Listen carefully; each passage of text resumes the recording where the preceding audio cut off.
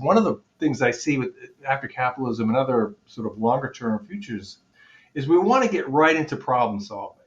So sometimes practicality gets in the way because it's like solving what problem? Like we don't even know what the problem is and we're solving it. We say problem finding is actually a pretty important thing to think about in this business. Let's find out where we're going before we develop the plan.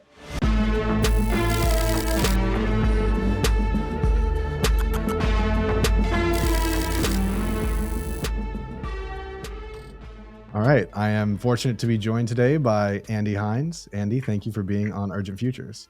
Hey, thanks so much for having me. So what brought me to your work, Imagining After Capitalism, and the broader body of work After Capitalism, is a subject that is near and dear to my heart. And I've been feeling like the work that I and a couple others are doing are kind of like echoing in a vacuum. And so discovering your body of work After Capitalism was such a breath of fresh air. It's such exhaustive work that you've been doing for over a decade now. So before we get into all of it, I'd love to ask you to just introduce the notion of after capitalism and what you're doing with Imagining After Capitalism. Sure. So the roots go way back to my beginnings as a futurist, where like the second book I read about the future was called The Image of the Future. And it talked about this idea. Fred Polak was a Dutch, futurist who wrote it. He said, where the great societies of the past, what they had in common was a guiding image of the future that was kind of shared by the culture. And when he was writing the book, he says, we don't have one today. And this is in the 70s.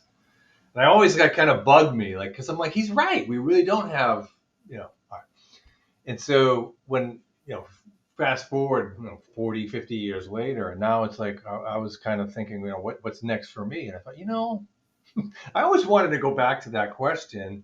And really, I think the circumstances, as a futurist, just looking at the world, you're like, my God, we really have no ideas other than capitalism. And we need to start thinking about, so this was back in 22, we need to start thinking about what's next. So really, it's kind of like the confluence of what I've always wanted to do and the context kind of lined up for a nice, kind of created a nice opportunity, and I took it. Amazing. And I think maybe a nice sort of softly adversarial place to start is, say you're a reader who hears that title and they say, but why do we need to imagine after capitalism? Isn't capitalism working fine? Well, it is for some, no doubt. And I would say, so I've taken a pretty strong position that the book isn't a capitalism bash. Now you could do that. And if somebody does that, I go, more power to you. But I guess that my thing is you catch more with honey than vinegar, right? And I would prefer to say somebody who maybe is generally a supporter or at least lukewarm about capitalism might be open to the idea that perhaps it's outlived its usefulness. And so what I'm trying to do there is keep the door open for people to say, if you're for capitalism, you're bad, and we don't want to. And say, here's some of the reasons why. And my basic argument is that it's not inherently bad. It's just, it's no longer a fit with the emerging future. It just doesn't fit anymore. It did its job, with problems, but it did its job, and it's time for something else. And what is the reaction as you've been circulating this work? Like, do you find that people generally agree with that assessment? Well, I over time, for sure, I think the numbers that are questioning what are we doing here has definitely gone up. And so in 2012, as we say, the fringe was kind of interested in that idea, right? And then maybe it's moved from the fringe to the edge. Now it's certainly not a mainstream idea yet, but there's a lot of people on the edge of the mainstream who are going, damn, yeah, maybe. And again, to me, the problem with that question is then they go, well, what else we got? And right now, all we've got is kind of what my futures colleague Sohail Inayatullah calls used futures. We got socialism and communism from the past. Now, I personally, same thing. I don't have a problem with them, but boy, in terms of like appeal, they got they're non-stars, at least here in the U.S. Right? I mean, you just say those words and people get scared. So if that's all we got, then, in a sense, capitalism wins by default because there's nothing else. And so let's put something else into the hopper here. Let's get our brains together, use our imagination, and think about something else. Amazing. I want to get to the three guiding images that you map out in the book, but I think before that, I've had ecological economists on the show. I've had folks kind of weighing in on this issue from that perspective. But I've actually had very few futurists on the show. And so I'd love to start actually from this kind of like industry explanation standpoint of what does a futurist do? And how do you see that perspective bringing like a unique angle to this conversation? Sure. Now, one of the things, so I've been teaching futures for a long time, 10 years full time, and after a long career as a practitioner. And I teach a class called World Futures, been doing it for many years. And one of the things the students do is they pick a book about the future and then they analyze it. And one of the striking things about most books about the future is they have no real methodology. And it's mostly smart people and very smart people saying very smart things, but there's no real structure to it. And you're kind of dependent on how smart the individual is. And I said, as futurists, why aren't we into that space? Why are we not putting good, sound methodological pieces in? Now, this is not a boring methodology book, but what I wanted to show is like, look, you can use this, you can use a structured, rigorous methodological approach to arrive at interesting futures. It doesn't have to be dull and boring. So I really wanted to fill that gap and show my students that this is what it looks like. Because there isn't, you'd just be shocked at how few like books about the long-term future are actually written by futurists. So it's like, well, we got to get it. What do they say? Eat your own cooking, right? If you believe this is the right way to do it, then do it. Amazing. And you have the word imagining in the title. Yeah. And so also kind of thinking about the connection between foresight, futures work, and imagination, and the ways that you're talking about actually being very grounded, being very tactical. I know you've talked elsewhere about the need for foresight to be practical. Well, I'm glad you brought up. So imagining, obviously part of that was coming from the grounding in images, right? So, if we start from square one, I mean, the future doesn't exist, so it's all an act of imagination, right? But as we would say in Houston, it's an act of imagination that's grounded in research. And so, I would say there's also many different schools of thought in the field. So I'd say like, the Houston school of thought is probably a little bit more on the let's do the research and then add in some imagination. You might have another end of the spectrum that's more pure imagination.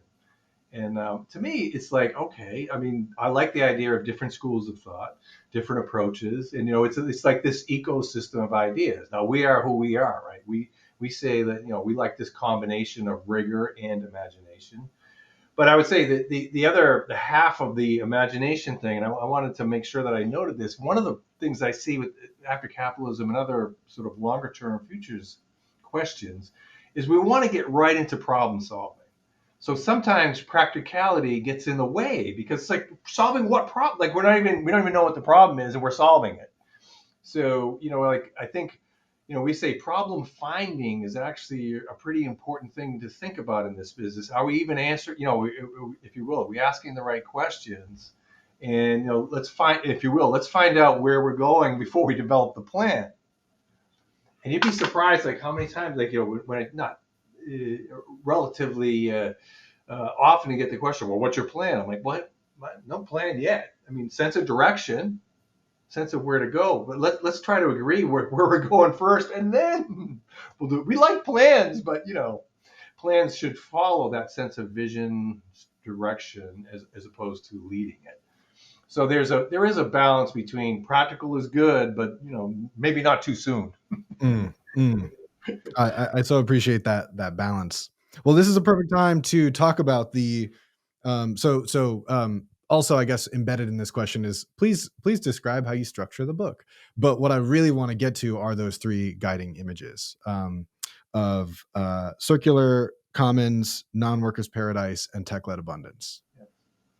So the way I got to those is the initial research I just was basically doing what futurists call horizon scanning, where you look for signals of change. started gathering, maybe some clusters started to emerge. And then I started to dig into the scholarly work or the work that was out there where somebody had talked about, a future after capitalism, and kind of put those two things together and looked at them for a number of years. And then when it came time to write, said, what, in a sense, what buckets or themes emerged from all that research? And they fell into these three buckets. Now, it's probably not a shock, right? One is the environmentally driven bucket. That's the circular commons. And there's a series of ideas around, if you will, the most urgent focus for after capitalism is environmental. Okay, you could make that make sense, right? The non-workers paradise says really it's the social and political stuff that's most important, right? And to me, it's kind of like that's the post. I think of that as the post-work future, and that's something that's we also need to think about, and some people are going to be drawn to that.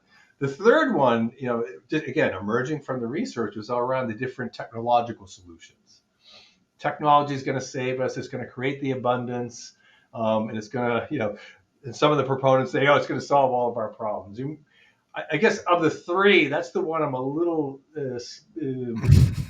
scared of, in the sense that it's the most like today's system, right? I mean, we're kind of on that trajectory. And the difference, I think, in the tech-led abundance from kind of the what you might call the techno-capitalism today is that redistribution question. And if that's one where I think you might have some pause. But the image is out there, and there's a lot of people that believe it, and there's a lot of people that support it. So the idea of putting those three images together, they did emerge. They are actual ideas. There's citations. There's books. You can go back and kind of check it out. And I was hoping by kind of having a different set that different people might be attracted to different images, and we could kind of maybe build a little critical mass, as opposed to proposing the answer, which actually I don't feel. To me the answer is probably a bit of all three, right? I mean, it kind of makes sense, right? You need all three of those things. Totally. And you make that point in the conclusion of the book. And you also, I mean, you reference it not being like just a research book, but what's so helpful about the book is you do show all your research. I shouldn't say all your research. You show an incredible amount of your research as you're getting to these guiding images and kind of teasing what the full vision of them are going to be. You're giving us all the different takes throughout history, but throughout, let's call it recent post-industrial history, so that people, if they gravitate one way or another and they find themselves sort of drawn to one dimension of it, they have that option in your book. Right. And one of the basic principles of foresight work, we believe that actually change is slower than most people think. Because if you do your homework and you're out spotting change as it first emerges, by the time something first emerges and kind of makes the journey to the mainstream, it's sometimes 10, 20, 30 years. But if you're not watching and all you're doing is looking at today's headlines, you just see it when it emerges and go, where did that come from? And we're like, oh, we've been watching this stupid, the generative AI stuff. It's like, my God, we've been waiting for 30 years for this, right? Now it's here, and it's like it's a big surprise. So anyway, that's the blessing and the curse of good futures work is you see things well before they come to fruition. But the good news of that now, one of the benefits of hanging around for 35 years is I've actually seen it. It's not just theory. Like, oh my God, we talked about that. And you can just see, and you really appreciate the subtlety of how long that journey takes. But that also gives us time, right? It says that if we get on our horse and we do our work, we will be in front of it. We won't be blindsided. We won't be caught. We're not quite there yet. No, unfortunately. not yet, but almost. Close, maybe. Well, on that note, I want to move through each. Like, if you could give us a vignette of each guiding image. And actually, I'd like to start in the reverse of how we go in the book, building on something you just said. So I'd love to start actually with tech-led abundance, because an embedded question I also want to ask you is like, you sort of get at this in the book, and you also even said it here. It's the one that gives you the most pause of the three. And so I want to kind of like zoom in on that and talk about, or ask you to talk about what the kind of creative and scholarly decisions and metrics you're using when you're kind of putting forward this guiding image that maybe is like a little further afield of what you actually would like to see or believe is going to be viable. And then with the other two, those are obviously closer to what you personally would be interested to see. So yeah, so that's why I want to start with tech-led abundance. Sure.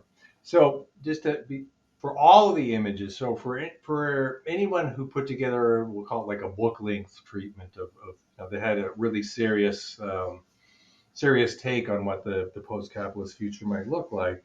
I developed a template, an image analysis template, but it's basically a series of about a dozen questions, and it derived from the work of Pollock and one of my colleagues at Houston, Wendy Schultz, did a lot of work around the images of the future. And we said, what are the important elements of an image of the future? And kind of went through all that and put together the template. So for each of those, went through that systematically. So there's in the book, there's a couple dozen of those.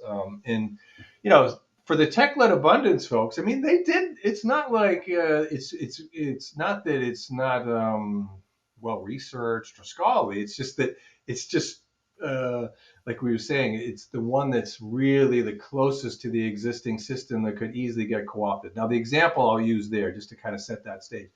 You might remember when Sam Altman started OpenAI, it was going to be given to the masses for free, and it was going to be this wonderful thing. And then a couple of years, well, geez, I guess we've got to we've got to have to do an economic model here, and that shift is exactly the kind of thing that you're scared of, because that original vision when it first came out, I'm like, see, maybe we can do this. So I mean, so that's the big dilemma there. But nonetheless, I mean, there is a lot of Kurzweil at Google and Peter Diamandis with his abundance work. There are some really thoughtful. Nick Bostrom did some nice work on superintelligence. So they've been really thoughtful about what that future could look like. It's just the assumption underneath it, again, is that we will, with this bounty, we will distribute it fairly. And I guess that's the question that we'd all be a little concerned about. But in terms of, are they well-developed images? Yes. And are there a lot of people that support it? Yes. And so, in a sense, I'm not critiquing the images themselves. I'm just concerned about the execution. Mm. Do you have a take, like, so I'll sort of put my cards on the table for this. Yeah. A drum that I bang is this idea that we need resilient innovation. So the idea that innovative impulse that we have is applied in ways that are actually connected to our big problems. And so much of tech is not even necessarily always seeking to solve a problem. Sometimes it's trying to create whole new problem sets and solve those new problem sets.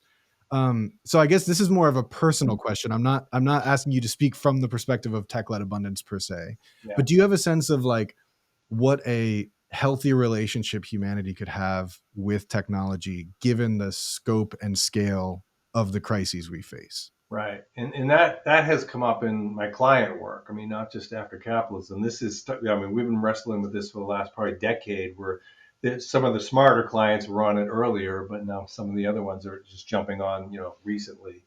And just thinking, that's the crux of it right there. And the thing that's a little, again, concerning is it's almost like if we're going to do what I would call the smart approach of, humans and machines, or humans and software in partnership. If we're going to do that approach, you kind of have to do it early, because it's like if we get too far down the road where we've just turned things over to autonomous stuff, then it's going to be a lot harder to undo that or untangle that.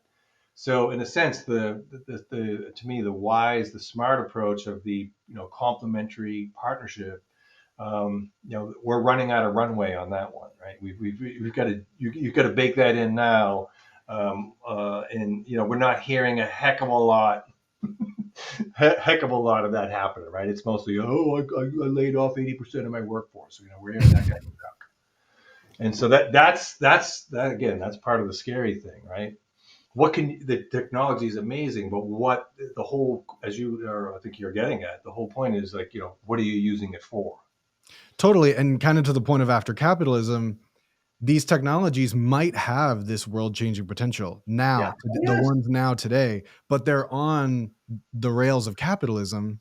And so they are going to exhibit the inevitable incentive structures of capitalism. The latest thing in the kind of like writing, I don't know if you're on Substack, but the latest kind of, I hesitate to, scandal's too strong of a word, I think, but the latest kind of zone of discourse on regarding Substack is that they introduced a new term in the terms of service that I'm a little blurry on or I haven't researched the details exhaustively, but the idea is that folks who are using the Substack app through the App Store, like if they're on iPhone, for example, Yeah.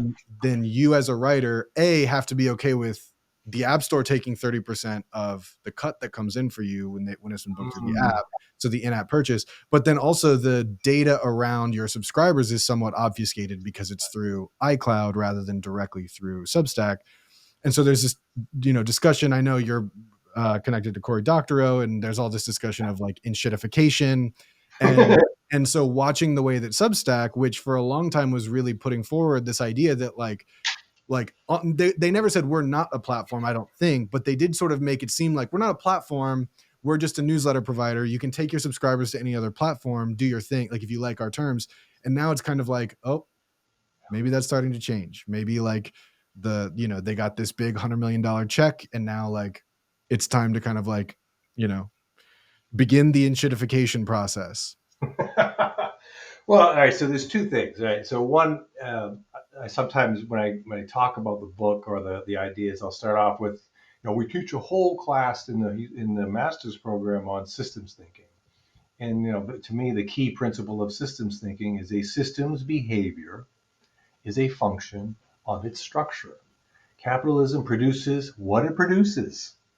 And that's what it does. It's doing exactly what it's designed to do. And it produces, if you will, we'll just start, it produces inequality. That's just a feature. It's going, now you can dial it up or down a little bit if you intervene, but that's what you get. And, as we discussed earlier, for most of the last 300 years, we were kind of okay with that bargain. And now I don't think we're okay with it anymore. At least most people aren't okay with it. And that's why I say the fit is, the fit of what it produces doesn't make sense anymore. So it's going to produce that. And then, if you will, to try to be benevolent within that system is really hard. All the imperatives make you kind of get to that, well, we need to take our cut, don't we, right? And in that context, it's hard to get out of it, right? It's almost like it ensnares you into it, and that's because it is the dominating system. So I think that's a really, really good point. And I think the second thing is I don't think we're asking enough questions. I put it as, I used a Robert Reich's old thing: are we an economy or a society? And we are clearly an economy, but shouldn't we be a society? And it's like, so what do we? I think with tech-led abundance, you're right to raise that. What are we doing it for? And I don't think there's a lot of thought to that. I like to call it the tub of goo. Like to me, it seems like the goal is to get us to lay in a tub of goo where we get to eat and eat, sleep, and drink and watch TV, and we don't have to do anything but lay around and do nothing. Like that seems to be the mecca of ultimate convenience, right? I'm like, you know what I mean? Like, it's like, is that the goal, to just sit around and do nothing? I don't think so. I think we want, so I think there's not a lot of questions in that abundance thing about for what. What is if you will, what is the good life? The classic question. I mean, Right? it's They're sitting Socratic. around. It Yeah. seems to be convenience, right? Like, well, you're going to make life more convenient. Well, I'm not sure that's the right goal. Yeah. So viewers and listeners, go watch the first like 20 minutes of Wall-E and then come back. And then now we'll Right? but yeah, let's move. I mean, that tees up perfectly the other two guiding images, which were yeah, as I said earlier, such breaths of fresh air for me. So you have circular commons, and you have non-workers paradise. So player's choice. I don't know which one you want to describe first. Sure. Let's do the circular commons first. I wanted to say, first of all, that it started out as sustainable commons. And I feel, even though I think sustainability as a futurist, I saw that kind of grow up. But I think it's kind of been almost co-opted a little bit. And then, the MacArthur Foundation came in with this idea of the circular thing. And I'm like, that is it. Beautiful. And they've done a nice job. Now, the freaking pandemic really hurt circular radar because, not supposed to reuse stuff. But so it's kind of slowed it down a little bit. But I think that concept is just, maybe not that execution, but that concept is perfect. That idea of circularity, I think it's something that could appeal to people. So I love it. So that's why I changed it to circular commons. And if I could say that, to me, the central challenge, if you will, of the circular commons is this idea of degrowth. I didn't start out that way. I would have started, all right, maybe we need to slow it down a little. I'm like, well, maybe not. Maybe we can make it sustainable. Maybe not. Maybe steady state. It's not dramatic. It's not drastic enough. And even though I would say I'm a practical futurist, I think in this case we've got to just say, look, people, this is not we can't afford to gamble here, right? Depending on no matter where you are on the spectrum, like it's not worth the risk, and we got to slow this thing down and recalibrate it. So I kind of think in this case, degrowth is, even though it's a provocative notion to most people, and most people will just, I think we got to lead with that, because I think we're in that that dire of a situation that so it gets that attention even if it is a little negative. So I think if that's one case where I'm going to say let's be a little let's be a little provocative, because that's the conversation we need to be having. How do we slow this thing down? Totally. And I've actually said on another podcast, and I'll say it again here to express agreement with you, which is like, I think the provocative nature of that word, when I came to that, I wasn't sure if, as I was reading, I wasn't sure how committed to degrowth you were going to be. And the fact that you basically just come out and say like, look, I looked through the options and degrowth is the best option. I know it's provocative. I was like, as I said, I was like pumping my fist. I think the provocative nature of that word is part of its power. The fact that you have Ezra Klein and Noah Smith and these people coming out like vehemently against it is like creates the occasion for conversation. Because I love post growth too, but post growth doesn't quite activate people Right. in the same way. So I've heard it described like post growth is the state and degrowth is the way, and I really like that framework. But yeah, no, I think the power of degrowth is that it pisses people off. Yeah, and it's been amazing to watch that, because I first spotted it like when I started doing the research in 2012, very fringy, just a few people talking about it, and then you just watch the poof, like you just up the curve it goes, and like it's not quite polite society yet, but it's pretty close. I mean, there are bestsellers written about degrowth now, so you can actually throw that into a conversation and you don't have to duck, which it's different, right? So that the fact that we're even having those conversations now is that is progress, because again we weren't having them 5 or 10 years ago, and now it's at least it's in the mix. So I think that's that's some reason for hope there. Okay, so outside our shared affection for degrowth, what are the key tenets of circularity that you're highlighting we really need to kind of consider in this guiding image? Yeah, I think really related to that is just this whole notion that kind of got at it with the convenience, but it's like the consumer society, right? The goal of life is consumption, and just to the point where the economy itself has almost gotten into madness in terms of trying to find things to commoditize and monetize. And we make a joke. We even once proposed parenting as a service ourselves. So we guilty as charged, right? Like everything, right? We can make everything because we're so desperate for growth. We keep looking for new things to monetize, and it gets crazier and crazier. And it's all this, the underlying assumption, of course, is that consumption is the good life, and the data actually says it ain't. Up to a certain point. Now, obviously, if you're poor and up to a certain basic minimum standard of living, it actually makes a huge difference. But once you're sort of relatively comfortable, you get nothing. Yet we keep pursuing it. And I think that's, so this whole idea of more, more, more, more, more, right? And then I think what Circular is saying is, we can do with a lot less. We don't need all this crap. And if we just shared what we had, we could cut a lot of this crap out pretty easily. But, obviously the system doesn't incentivize that. So I think that, that sort of consumption, consumption as the goal, convenience as the goal, those are the two things that are really got us kind of locked into this, into this capitalist frame. Yeah, and it's this culture of waste, rather than, I mean, recycling as a practice, at least in America, is I'm dubious of for many reasons that I can expand upon later.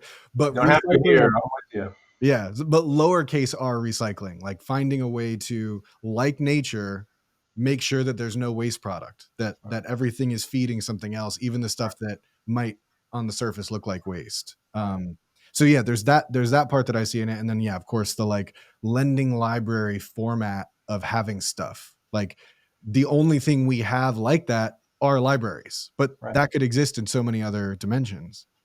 Oh, so fun. So in a real project for a real client, we did some work with the Seattle Public Library, which is one of the bigger and better systems, I guess you might say. And we talked a lot. We talked about the concept of the library of things, and how far does that go? And we had the joke about weed whackers, but they called us up a couple of years later and said, actually, we're lending out weed whackers now. But it was like, could you lend out plumbers? Like, I mean, what's the where does that stuff? How far might you go with this idea of a lending concept, right? And I think that maybe that we're not quite ready for that, but that concept is there, and we're seeing a lot of cities and other kind of community-oriented groups coming to us and looking for ideas, and we're saying like there's this idea, this desire for community and for sharing and bringing it back together, and it's just like figuring what are the mechanisms to make that work, and I think it fits perfectly with circular commons. Now, I wasn't saying that to them. I wasn't saying this is after capitalism stuff, but you can kind of see some of those signs or signals emerging right now. I love that idea of a lending library approach, to credit union is another one that kind of in that space already. It's like you're Totally. already almost there, so you're kind of playing the right game because it. And one of the interesting things, like so, somebody like credit unions would be a good example because they're keeping the money in the community, so to speak, amongst members, and a lot of them are trying to become banks because we need scale and all this. I'm like, don't like you actually got the right model. Now you got to hang in there. You might have to hang in there for 20 years, but you're actually your model is the quote right one. That you got to survive in the short term. So I understand the pressure, right, to scale up and all that. Sure. But then you lose. Like I said, you're one of the few organizations in the world that your customers actually like you. Think of how crazy that is, right? But there's so few organizations where customers really love them, right? So if you have that, you've got a great asset. Absolutely. Yeah. Shout out credit unions. Shout out libraries. Right? Urgent Futures endorsed. Okay, so we've talked a lot about the circular side of circular commons, but we've talked a little bit less about the commons side of commons.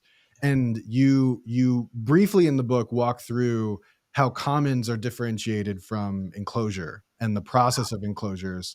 And I think a lot of people aren't aware of the history of enclosures. And so if you could briefly touch on that as well as describing what you mean by commons and where it fits in this guiding image. Yeah, I will say that is probably the topic that maybe the topic I learned the most about myself, like the history of how basically everything used to be held in common.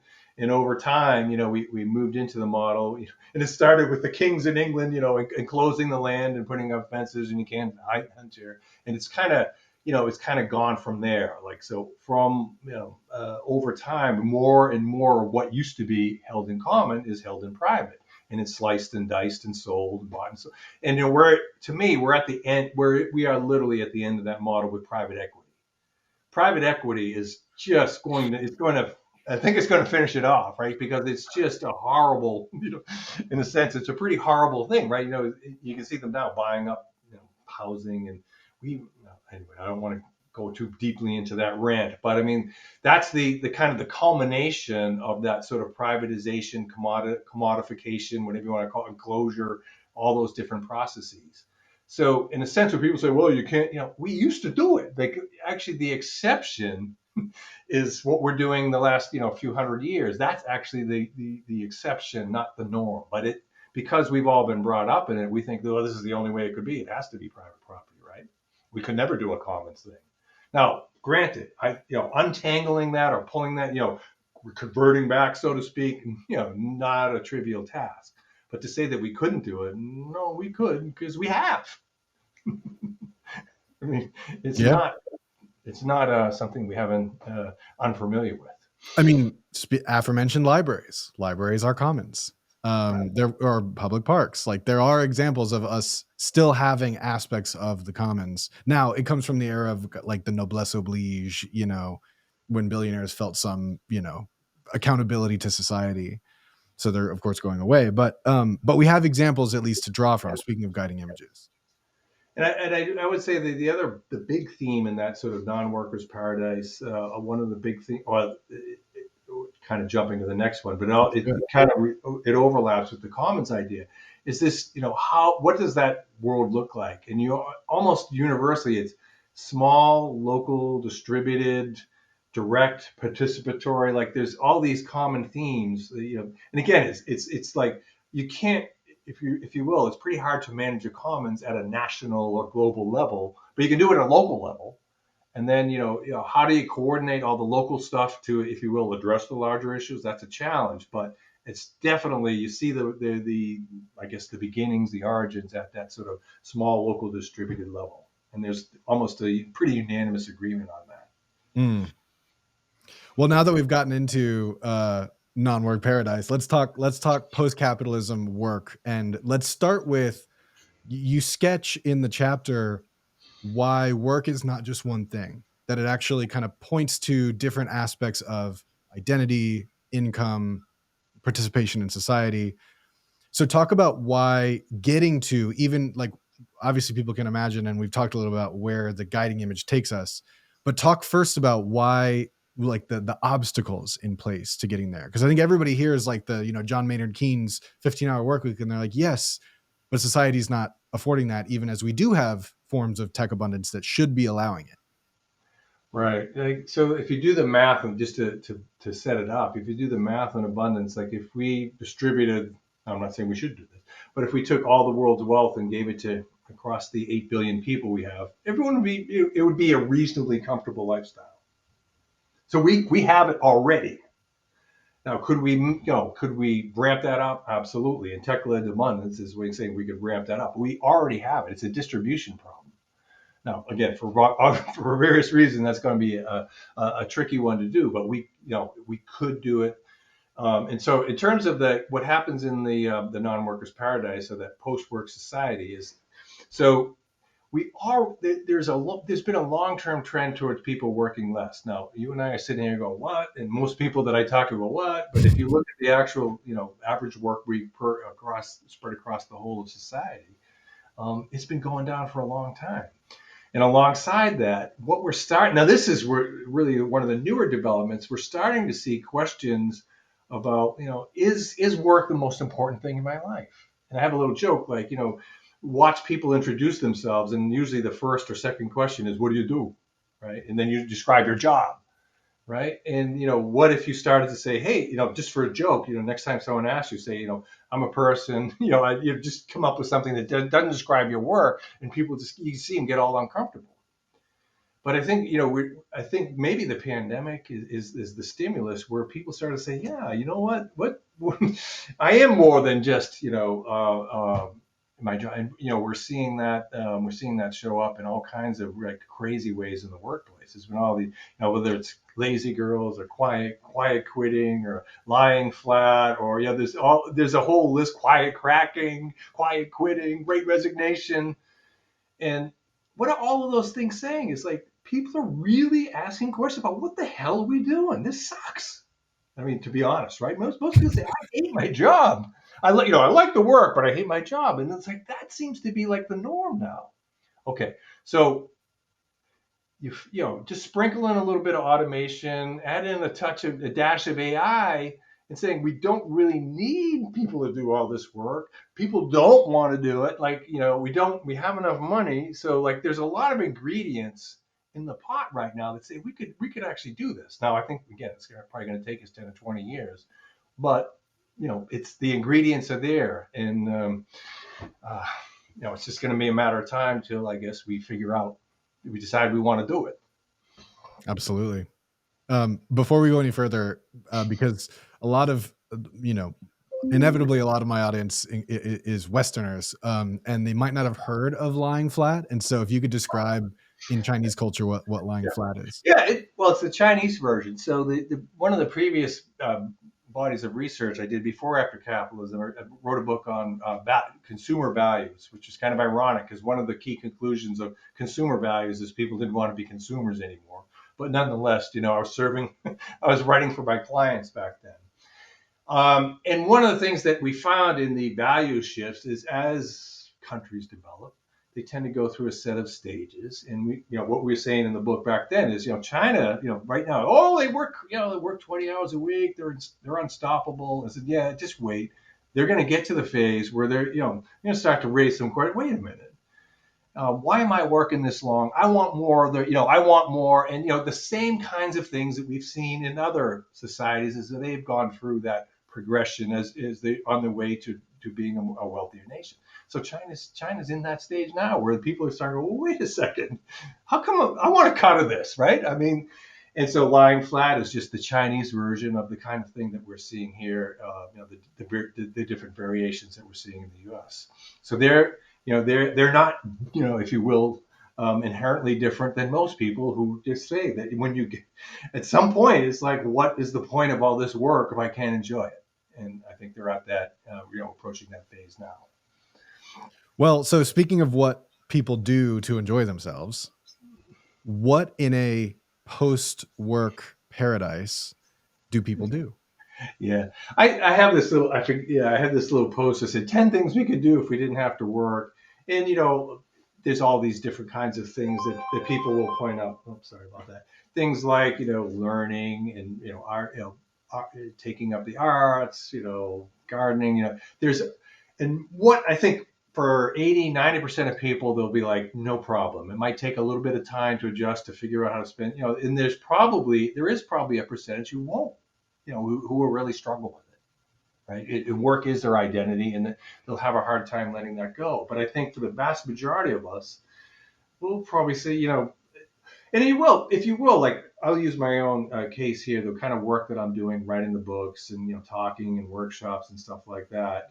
Will I still do that when I retire? Sure, but now I won't do it at the frenetic, 80 hours a week pace. Now I'll take my time, and maybe it'll take 2 years to do something instead of one. And I think that's the kind of adjustment that most of us, again, in the Western society that have that higher degree of affluence, we'll choose. So there's And plenty of critical. things for us to do.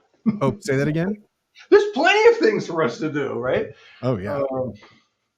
Yeah, I was being a little, a little coy. I am fully a fan of the idea that people are innately curious and people want to find things that they love to do. But as you said, I love my work, but I hate my job.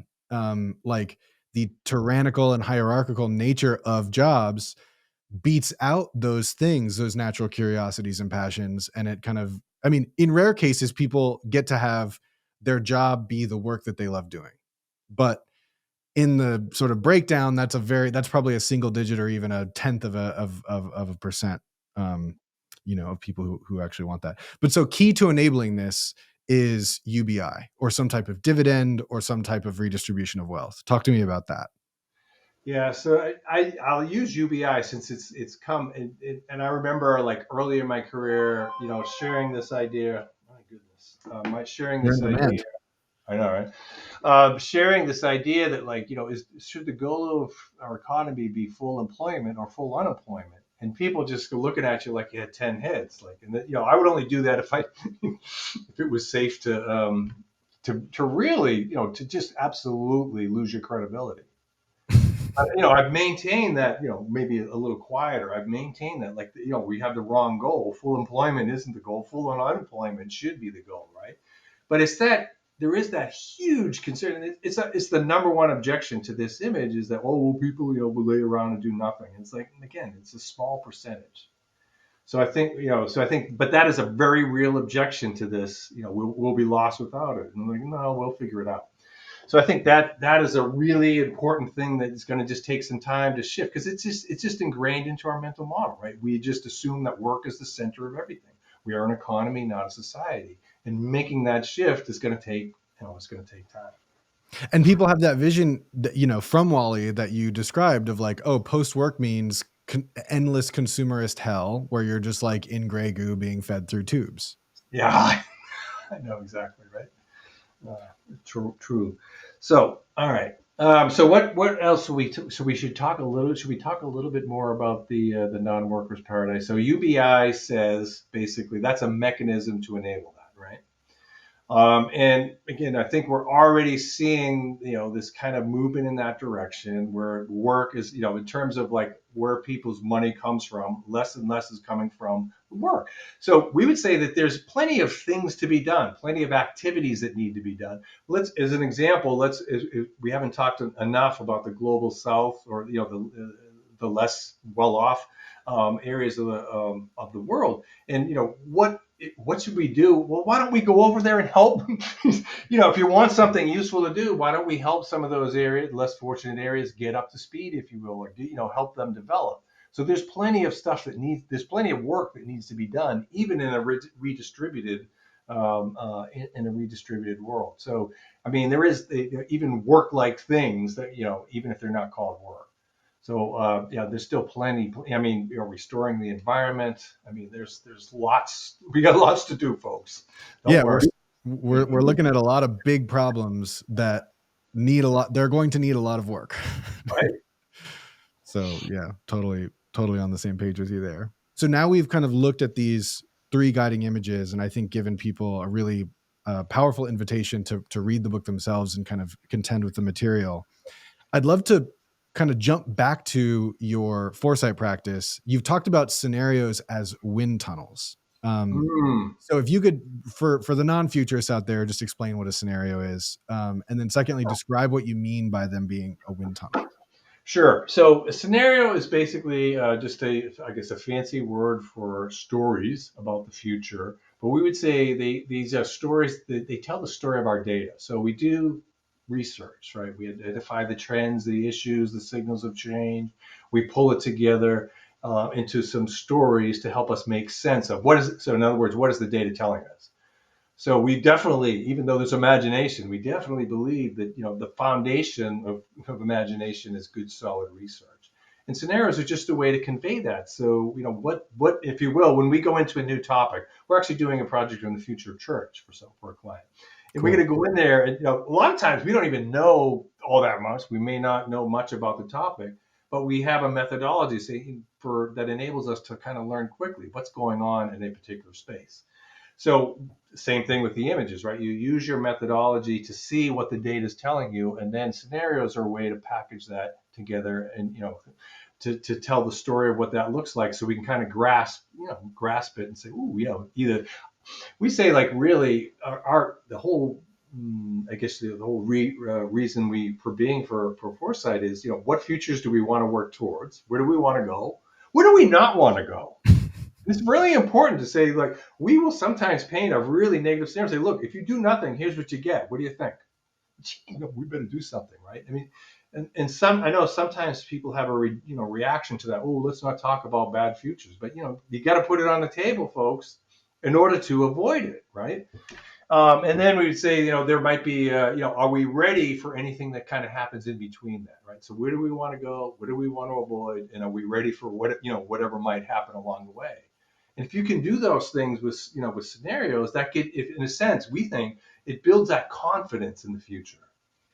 And that, kind of going back to wind tunneling. Wind tunneling is just a way to kind of test, like, hey, we're thinking of doing this. We have this set of scenarios.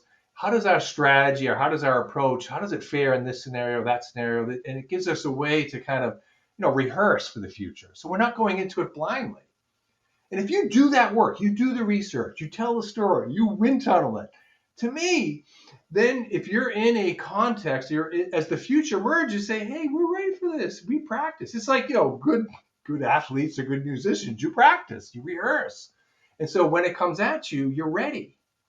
And so right now we're a little bit of turbulence, right? So, one solution would be to kind of, oh my God, what do we do? And another say, all right, we knew that this was a possibility. Let's get to work. I mean, we better like hit the accelerator in this after capitalism, because So in other words, I think once you have that sort of guiding image, you've tested it, you've wind tunneled it, you feel good, you feel good about it. Um, as when it comes time to make decisions amidst turbulence and uncertainty, you go, okay, what fits with where we want to go? What helps us avoid where we don't want to go? So it gives you kind of a way to, I guess, feel at least some sense of confidence as you navigate really, turbulence and uncertainty. That's the whole goal. Boom. And it's not easy, though. I want to just point out, it's not like, oh, once we have the vision, it's all easy. You still have to make hard choices. If you want to change your future course, like you want to go to something like After Capitalism, you're going to have to make some hard choices that are going to, get some people not happy, right? But if you believe it, if you've done your research, you believe your research, that gives you that. To me, that gives you that sort of stick-to-itiveness to see it through, and that's a lot better feeling than just being in we call it whack-a-mole mode, right? Every time something new comes up, we're whacking around. We have no, we have no sense of what we're doing. We're just reacting to everything. Totally. So, right. I think that's the promise of this kind of work, is getting us into that sort of proactive, creative mode rather than reactive mode. Totally. I frequently collaborate with Leah Zadie, who so one of the things that she's really one of her main contributions to the field is using sci-fi futures and particularly dark futures as images of what we don't want, like the bad images, as you're saying, that like when we try to avoid them, and we're sort of like letting them come true by avoiding them, by not having that plan in place. We had a client once. It's only happened once. Well, it's happened a few times. Once where it was really, we couldn't get them to change their mind, where they said, we're a can-do culture. We don't do positive, negative futures. Well, you might not, but I mean, the world may not agree with your particular, and couldn't get them off it. Couldn't get them off it. And about 10 years later, they were gone. It's just amazing, right? So we've had a few cases where we've painted a sort of negative outcome, and clients take it out of the report, that kind of stuff. I'm like, isn't this why isn't this why you're doing the work, right? And even in After Capitalism, I have a little piece in the middle of the book about like, hey, here's how it could go bad. Now, right now, we have actually a pretty burgeoning literature on collapse futures, so I felt like I didn't need to add to that, and I think it's a good thing to have, right? I'm just saying I'm doing something different by saying, yes, I acknowledge the possibility of collapse, but I am going to make a choice to focus on the positive because that's what I'm choosing to do, not because I think it's better or more real, even more necessarily more probable, right? Totally. I'm saying that's what I'm doing, and again, if you want to see the collapse stuff, there's there's plenty of that out there now. Oh yeah. I'm speaking to both Joseph Tainter and Luke Kemp, so I'm getting the old guard and the young gun. Right. Yeah. So it's good work, right? I mean, it's good, solid work that we Yeah. need to embrace. Again, just saying like this, they're doing this, and I'm doing that, and we don't all have to do the same thing, right? Well, and I think what's so helpful about having these guiding images that I would say two feel outright positive and one feels, let's call it mixed. At least from my perspective, and it seems like that's how you feel. The reason that those feel so salient is that the problem is so big. So it's like, I don't need to see a way that capitalism drives us to collapse presented in a futures format, because I already, like, I'm a person alive in 2025. I can see it. I can see it happening all over the place. Right. What I need are visions of how we get out. And so that's what I really appreciated about those contributions is it's like, I mean, the metaphor of your client is apt. Like, your client didn't want to face the tough stuff, and the client doesn't exist anymore. And that's kind of what we're facing with planet Earth and capitalism. It's like, you can face the music and ramp into it and make wise choices, or you can status quo it, and the Earth is going to become uninhabitable in a century. Right. It's really, so I would again say that I did not start out with an agenda or an ideology, anti-capitalism or anything. But as I got deeper into the research, so I go, ooh. And even one of the tough things is say, like, reform efforts. I mean, I think we should support reform, but in a sense, right? You could argue that it's almost, it's kind of delaying. You could argue against that too, and some people do, right? I can see that point because it's just delaying the inevitable. Like, you can make it a little better, but it's not going to fix it, right? It's not going to solve it. And so I think we have a bit of a delicate. We have to tread lightly because we don't want to discourage something that make things a little better in the short term. But as long as we keep our eye on the long term, right? Is that a transition strategy as opposed to the answer? And I did not come to that. I didn't start with that position, but now I've become like reform. Be very careful with it because it can put us back to sleep, right? Put us back to sleep. And Jevons paradox. Like, a lot of those reform efforts often, like the idea of making more efficient batteries. that sounds great on its face, but it might lead to the kind of like incremental change that's not going to escape us from using carbon energy. Uh, So yeah, fun, cheery stuff. I wanted to also, so I don't want to step on any toes here. So I'll say you lead the MS in strategic foresight at one of the premier universities. So I couldn't not ask you to like, give me your take on the state of the field. Like what are the burgeoning conversations? What are the trends? Like, where are we at? yeah. So in terms of the academia, I mean, foresight has had a really hard time in academia. It doesn't. It's like it fits everywhere and nowhere, and it's Mm, better to fit somewhere because we're so cross-disciplinary. So there's like 10 graduate programs in the whole world. So we're talking tiny, tiny niche. So in academia, things have gotten maybe a little bit better, but not much. To be frank, over my 35 years I've been in it, where that we've seen the, you might almost say explosive growth is in government.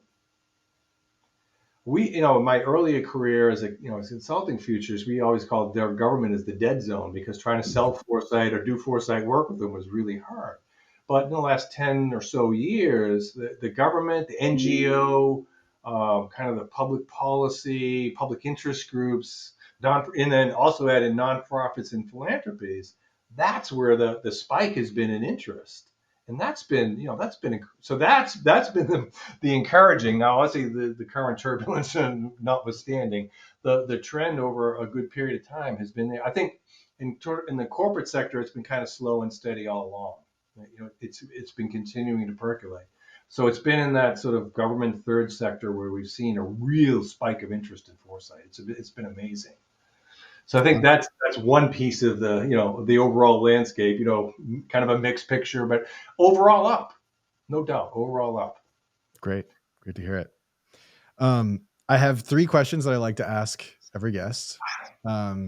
So you've inevitably hit on some of these. Feel free to bring that information back in, go deeper, or take us a totally different direction. What is one thing you wish people paid more attention to? Right. So professional obligation is to say the future, but that's not very helpful or nor interesting. So I thought about this, and maybe it's a current thing, but we taught a class this summer at the summer elective on, we called it Activating the Future. And my colleague and I, we tried to think of, tried to bring together everything that we've learned about implementing foresight. Like, how do you actually get people to do it? So, in a sense, we feel like the field, I think, has done a pretty good job of, if you will, telling the story, how to do the research, how to do that piece. And that, the real tough part is that once you have that, how do you activate it or implement it? And so we try to, I think most of the people in the field will probably recognize that's where the next frontier is. Like, how do we cross that chasm, so to speak. So I think that's been on my mind, like, how do you activate this stuff? And then kind of stepping back to more directly answer your question, one of my favorite quotes. So I read, Pierre Vac was the great scenario practitioner at Shell, one of the original founders, right? And he had this concept of, the key to being a good futurist is really seeing, which sounds, kind of trite, but it's almost like, if you think of, like Zen Buddhist and that sort of beginner's mind. He's saying, like, when witnessing what's happening and seeing it without all the filters and all the mumbo jumbo that our tendency to put it into buckets and categories, and just seeing.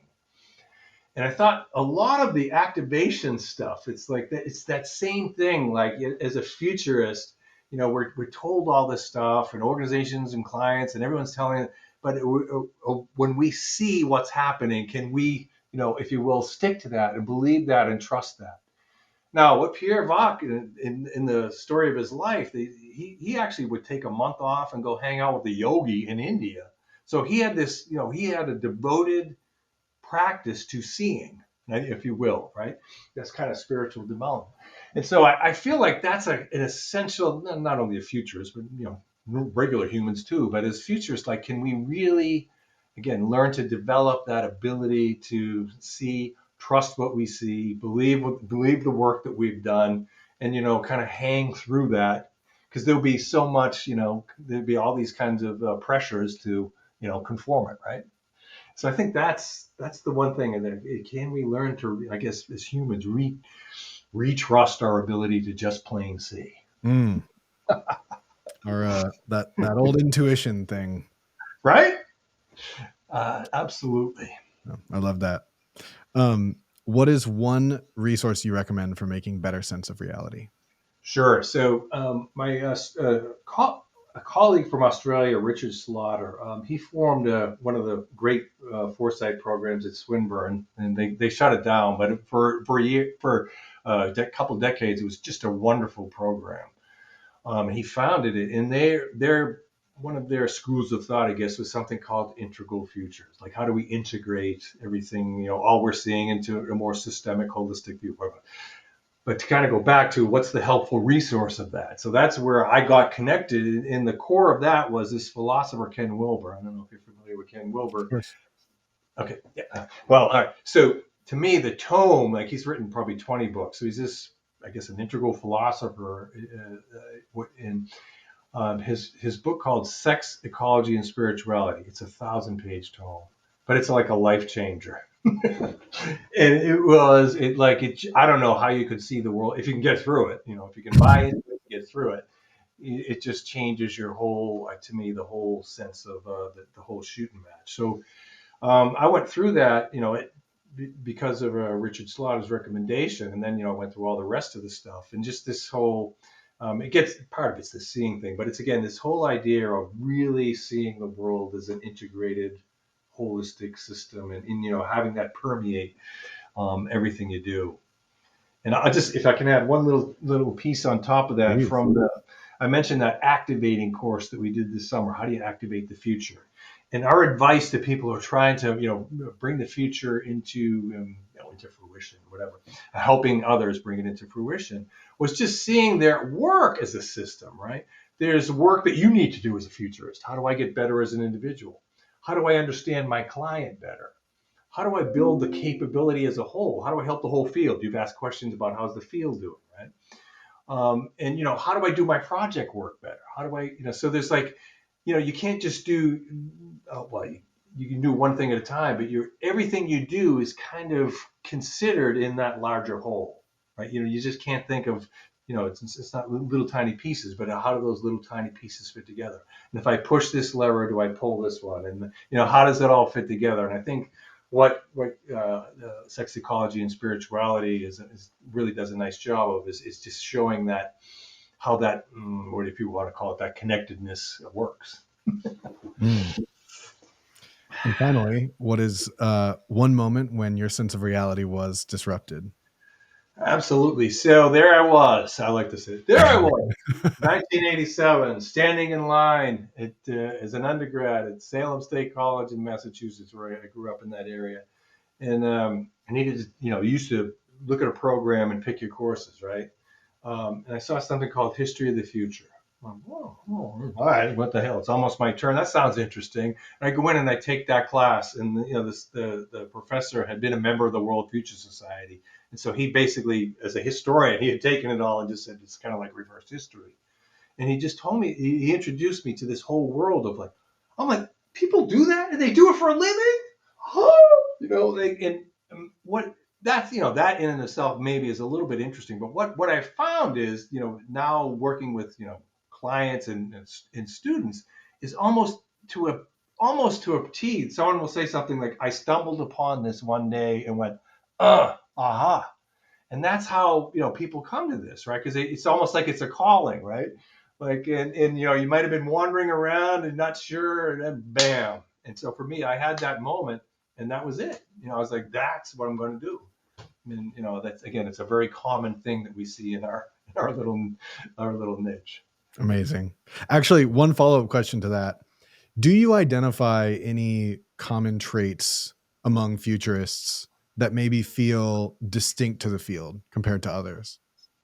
Yeah, my personal favorite, which I'm not sure how widespread it is, but I love the concept of just as a futurist not being too sure. Sometimes we call that not taking positions. But like when I hire future, or when I used to hire futurists in the business setting, I would just, I'd ask them a question like, "Oh, tell me the future of AI." And they give me the thing.